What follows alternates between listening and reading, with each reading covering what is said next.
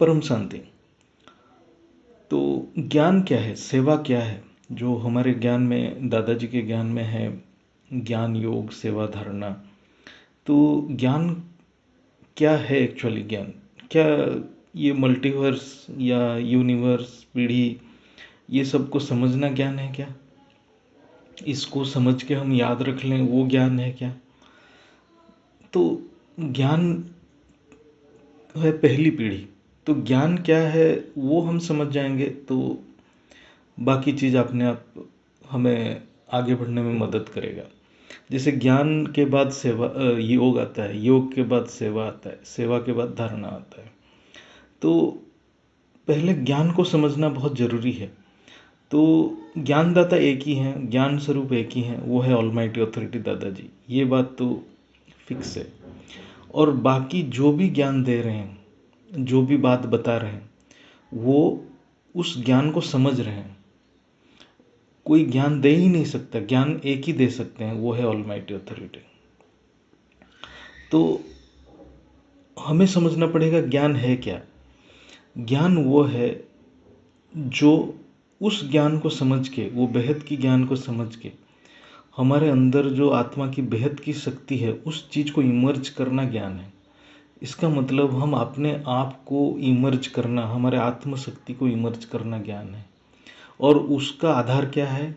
वो almighty authority के ज्ञान, दादाजी के ज्ञान वो आधार है।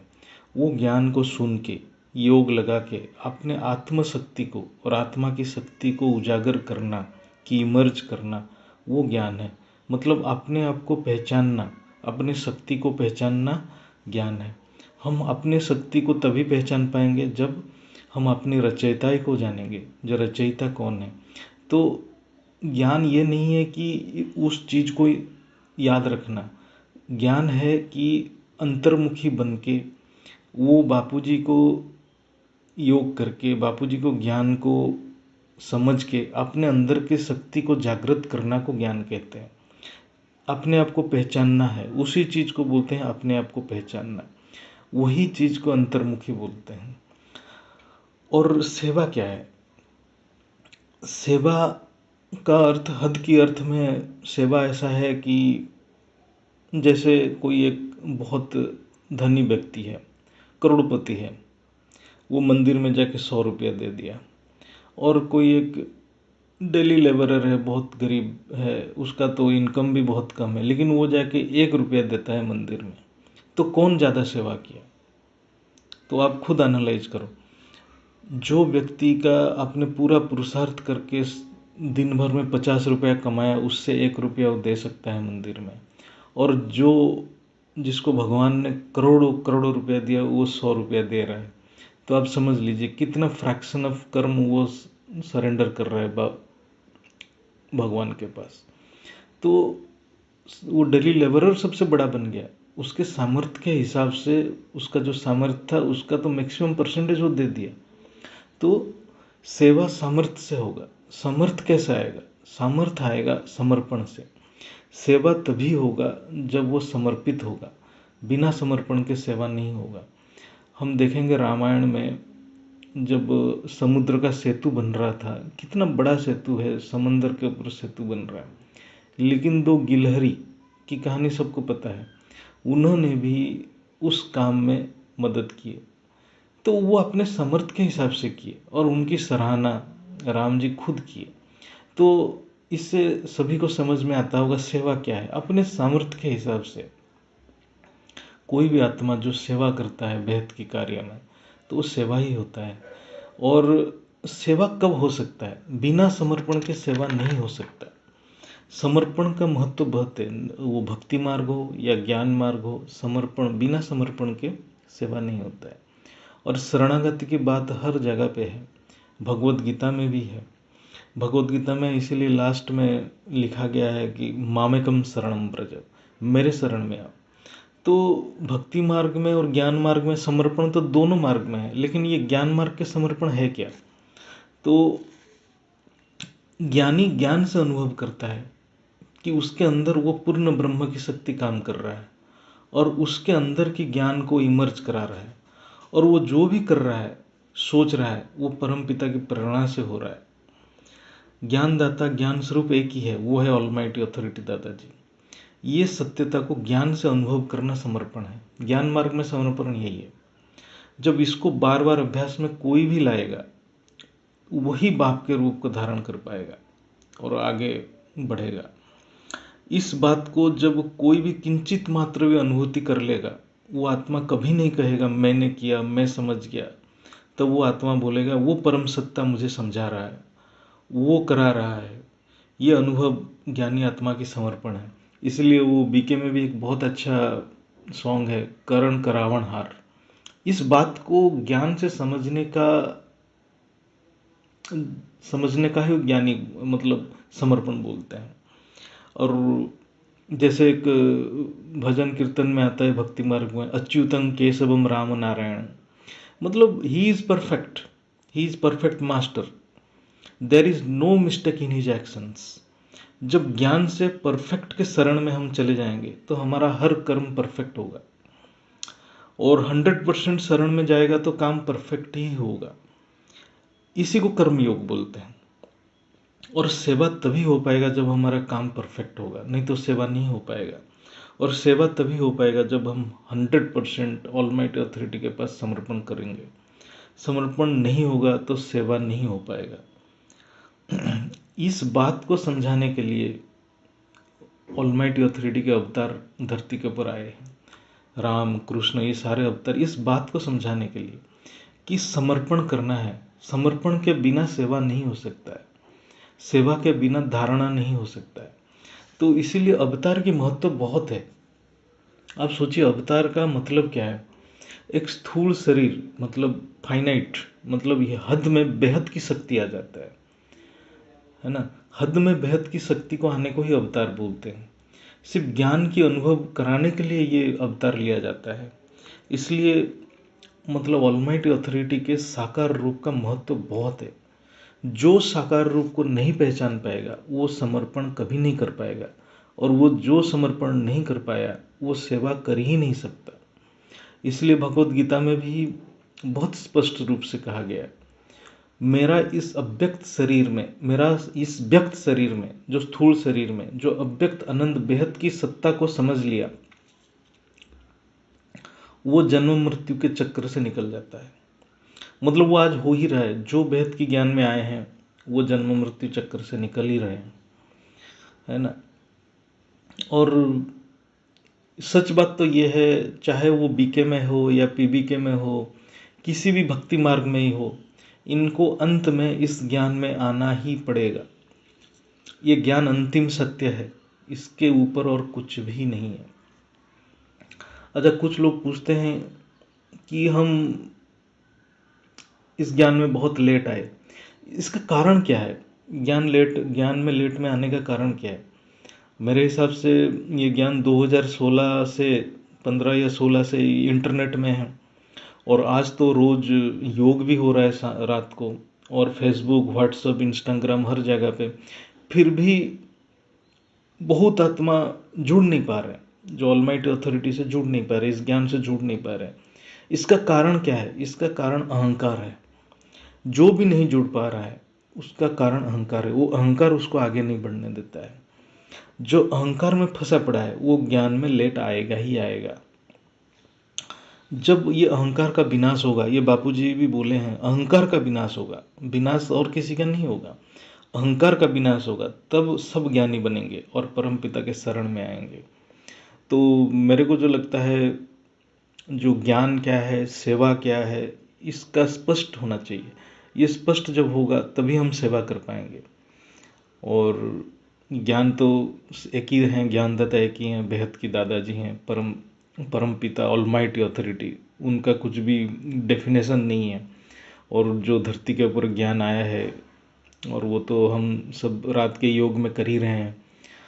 तो ये बात को हम समझ जाएंगे तो और अच्छे से हम सेवा कर पाएंगे। ज्ञान में दान का महत्व क्या है, उसको ज्ञान से समझना जरूरी है।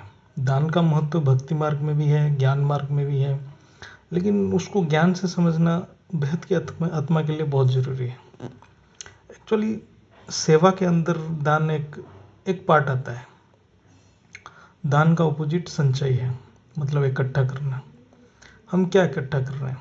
धन, वैभव, प्रतिष्ठा, जो असत है, जो कभी रहने वाला ही नहीं है, परमानेंटली हमारे साथ रहने वाला ही नहीं है, लेकिन हम उसी के इकट्ठे में लगे हुए हैं। उसके प्रति हमारी आसक्ति है, आसक्ति बढ़ता जाता है। जो चीज़ को हम संचय करते हैं उस चीज़ के प्रति आसक्ति बढ़ जाता है। तो दान की महत्व क्या है? क्यों दान करते हैं? दान से आत्मा की शुद्धिकरण कैसे होता है? तो इसको समझने के लिए एक हमारे परम शांति जो शब्द को समझना जरूरी है। परम शांति क्या है? परम मतलब पूर्ण, मतलब सबसे ऊंची चीज क्या है? परम शांति। परम शांति का अर्थ जो बापूजी के ज्ञान में है उसका मतलब है सच्चित आनंद। सत मतलब जिसकी सत्ता है, जो सत्य है। सत्य की सिर्फ सत्ता रहता है, बाकी असत चीज की सत्ता कभी नहीं रहता। जो सत्ता में है, सत्ता सिर्फ ऑलमाइटी अथॉरिटी की है, वो सत्य। उसमें हमारा चित्त मन लगाएंगे तो हमें आनंद की अनुभव होगा, लेकिन हम असत चीज में मन लगाएंगे तो हमें दुख की अनुभूति होगी।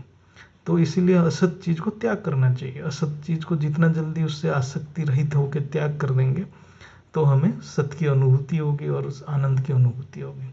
दान का अर्थ त्याग है।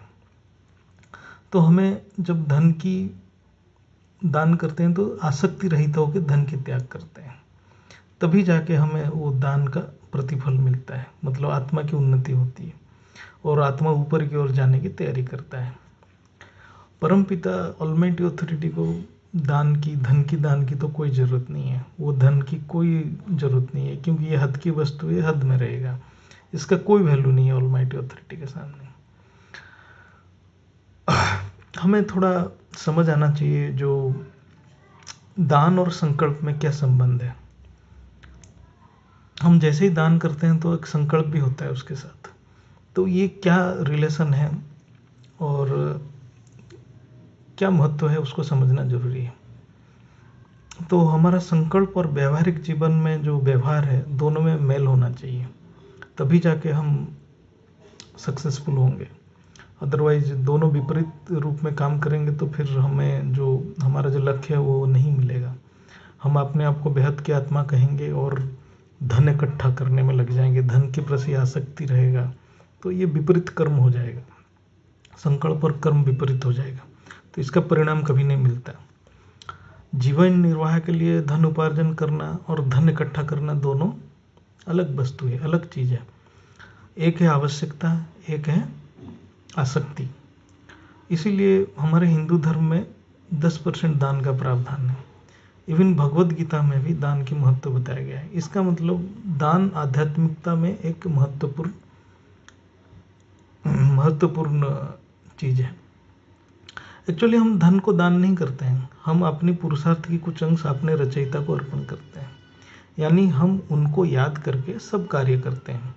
जब हम ये करते हैं, जब दान करते हैं, हमारे जो पुरुषार्थ की कुछ अंश दान करते हैं, हमारे मन में ये रहता है कि ये शरीर और शरीर में जो ऊर्जा है वो सब मेरे परम पिता रचयिता की देन है, और ये ऊर्जा से ही तो हमारे जो ये शरीर चलता है, शरीर की पोषण होता है, और ये सृष्टि और जीवन को मैं महसूस कर रहा हूँ। उस बात को याद रखने के लिए और हमारे जो रचयिता के ऊपर कृतज्ञता, आभार प्रकट करने के लिए हम उपार्जित धन से कुछ अंश दान दे देते हैं। लेकिन ये दान का महत्व क्या रहता है? दान तो परमपिता कभी लेते नहीं है, मतलब वो तो कभी, उनकी तो जरूरत नहीं है। लेकिन हमारे जो हद में जितने टाइप के दान होता है, कोई भूखा को खाना खिलाता है, कोई मंदिर बना देता है, कोई हॉस्पिटल बना देता है, जो ये सब करते हैं, तो ये सब हद की दान है। तो इसमें ये सोच रहता है कि ये जो पूरा सृष्टि परम सत्ताधीश की शक्ति से चल रहा है, हम जो दान कर रहे हैं, जो कोई भी हद में भी जो दान कर रहा है, जो शास्त्र में सोच है, जो एक दूसरे के कल्याण के लिए दान करने से परमपिता की सेवा कर रहे हैं, क्योंकि सारे परमपिता की रचना है, तो हम दूसरे की सेवा करते हैं तो परमपिता की सेवा होता है। ये शास्त्र की विधि है, तो इसीलिए हद के दान की प्रावधान है धर्म ग्रंथ में। भगवत गीता में भी लिखा है सात्विक दान, राजसिक दान, तामसिक दान, क्या करना चाहिए, नहीं करना चाहिए, ये सब हद की ज्ञान है, इसमें ज़्यादा हम डिस्कशन नहीं करेंगे। जो बेहद की ज्ञान में संक्षिप्त में हम डिस्कशन करेंगे और आलोचना करेंगे, सो दैट हमारे जो बेहद की जो ज्ञानी आत्मा है उनको समझ आए कि उनका क्या काम है। पहले तो हमारा कर्म और संकल्प दोनों एक साथ चलना चाहिए। कर्म योगी यानी कर्म परमपिता को अर्पण कर देना है। वो कैसे होगा? हमारा सबसे पहला प्रायोरिटी है ज्ञानदान। ज्ञान को विस्तार करना यानी ज्ञान की प्रचार करना, यह हमारा ड्यूटी है। कैसे करना है? आज विज्ञान उसका साधन है। यूट्यूब, इंस्टाग्राम चारों तरफ हो रहा है। तो हमें विज्ञान की जो मीडियम्स है उसमें हमें ज्ञान की प्रचार करना है। उसके लिए भी धन की आवश्यकता है। उनके मार्केटिंग के लिए धन की आवश्यकता है। जैसा हमारा शरीर का पोषण के लिए धन की आवश्यकता है, आप कितना भी ज्ञानी हो, खाना तो चाहिए, तो उसके लिए धन चाहिए। ऐसे ही जैसे ही हमें ज्ञान की प्रचार करना है, यूट्यूब चैनल की भी मार्केटिंग करना है, तो धन तो चाहिए। तो उसके लिए बेहद की बच्चों की कंट्रीब्यूशन तो चाहिए ही चाहिए, संकल्प में भी चाहिए और स्थूल रूप में कुछ पुरुषार्थ का भी अंश देना चाहिए। आप सोचिए, दान भी उपयुक्त पात्र में देना चाहिए और देने के लिए भी संयोग होना चाहिए। तो संयोग नहीं है, उपयुक्त पात्र नहीं है, तो फिर आपकी धन की या मेरे धन की कोई वैल्यू नहीं है, लेने वाला ही कोई नहीं है। तो हमें इसे समझना चाहिए। तो एक भगवत गीता में अच्छा श्लोक है, छोटा सा श्लोक है, तो उसको मैं थोड़ा बताता हूँ उसका अर्थ। यज्ञ शिष्ट सिनः संतो मुच्यन्ते सर्व कीड़ विषयैः भुंज्यते ते त्वंघं पापाये पचन्त्यात्म कारणात्। इसका क्या मतलब है? यज्ञ शिष्ट सिनः मतलब अपना उपार्जित धन को पहले यज्ञ में अर्पण करो। यज्ञ मतलब हमारा ज्ञान यज्ञ में अर्पण करो। अर्पण करने के बाद जो बच जाता है उसको अपना जीवन निर्वाह में लगाओ। तो ये ब्राह्मण का धर्म है। जो ब्राह्मण कैसे चलेगा इसके बारे में बताया गया है। तो ब्राह्मण वही है जो आत्मा अपने आपको ब्रह्म को, पूर्ण ब्रह्म को अर्पण कर दिया, वो ब्राह्मण है। ये मैं हतकी ब्राह्मण की बात नहीं कर रहा हूँ, मैं ज्ञानी ब्राह्मण की बात कर रहा हूँ। तो ब्राह्मण को जीने का तरीका भी बताया गया है। इसका मतलब हमें जो अपने उपार्जित धन से, मतलब अपने पुरुषार्थ से, अपनी ऊर्जा से धन के रूप में अर्पण करना चाहिए। और अर्पण करने के बाद, ज्ञान यज्ञ में अर्पण करने के बाद जो बच जाए उससे हमारा जीवन निर्वाह करना चाहिए। ये शास्त्र संगत है, लेकिन हमें जितना हो सके हमें करना चाहिए। परमपिता को धन की जरूरत नहीं है, क्योंकि अजन्मा अकर्मा उनकी तो निराकार है, उनको धन से क्या करना। लेकिन शास्त्र में जो धन दान का महत्व इसलिए है कि आत्म कल्याण के लिए वो प्रावधान रखा गया है। अच्छा, हद की दान के साथ जो संकल्प क्या होता है वो मैं बताता हूँ। हद की सारे दान हद में रहेगा। जैसे हॉस्पिटल बनाना है, हॉस्पिटल के लिए जो दान करता है, नहीं तो हॉस्पिटल बनाने की भी कोई संकल्प करता है, किसके लिए संकल्प करता है? रोगी रहेंगे तो तभी तो हॉस्पिटल बनेगा। यानी हम रोग और रोगी दोनों की संकल्प कर लेते हैं, नहीं रहेंगे तो हॉस्पिटल की क्या काम है। तो एक नकारात्मक संकल्प अपने आप हो जाता है हॉस्पिटल के दान के साथ। ऐसे ही भूखा को दान देना है, गरीबों की दान देना है। भूखे गरीब रहेंगे तो तभी तो आप दान देंगे। इसका मतलब हम भूखे गरीब रहने के लिए भी संकल्प करते रहते हैं। मतलब ये सब नकारात्मक संकल्प हम खुद करते हैं, फिर दान देने चले जाते हैं। ये सब हद की काम है, खुद अपने आप को फंसाने की काम है। तो ये तो कभी किसी का ना आत्मा की शुद्धिकरण होता है, ना इसमें संसार की कल्याण होता है, और दुख से भर जाता है संसार। लेकिन हम जब ज्ञान के लिए दान करते हैं तो हमारा संकल्प से विश्व शांति के लिए जाता है, रचना रचयिता के मिलन की संकल्प होता है। ये तो सबसे ऊंची संकल्प है, जिसमें सब दुख की खत्म होगा। दुख दर्द सारे, गरीबी दुखी किसी की जरूरत नहीं है। तो ये संकल्प हमारा ज्ञान दान से होता है। ज्ञान के प्रसार के लिए जो हम धन की दान करते हैं उसके साथ ये संकल्प भी होता है। तो जो बेहद की ज्ञानी है और ज्ञान समझ गया है और अपना परिवर्तन अपने आप में अनुभव कर रहा है, तो उसकी रिस्पॉन्सिबिलिटी बनता है कि अपना उपार्जित धन से कुछ अंश ज्ञान की अभिवृद्धि और प्रसार के लिए दान करें। क्योंकि उसकी रिस्पॉन्सिबिलिटी है कि जो ज़रूरतमंद है ज्ञान के लिए, उसके पास ये ज्ञान पहुँचे। फिर नहीं पहुँचा तो फिर वो दोषी रहेगा, वो ऊपर जाके क्या जवाब देगा। और ये सारे विश्व कल्याण में लग रहा है ये धन। अभी जो हालात है, आप हॉस्पिटल बना के भी क्या करोगे, ना गरीबों को खाना खिला के क्या करोगे, जिंदा रहने के लिए भी लोग तड़प रहे हैं। अच्छा, जब दान करें तो कुछ बात याद रखें, जो दान कर रहा है वो धन अपना होना चाहिए, यानी अपनी पुरुषार्थ की ही होना चाहिए। दूसरे से छीन के लिया हुआ धन या दूसरे को क्लेश दे के धन लेके दान नहीं करना है।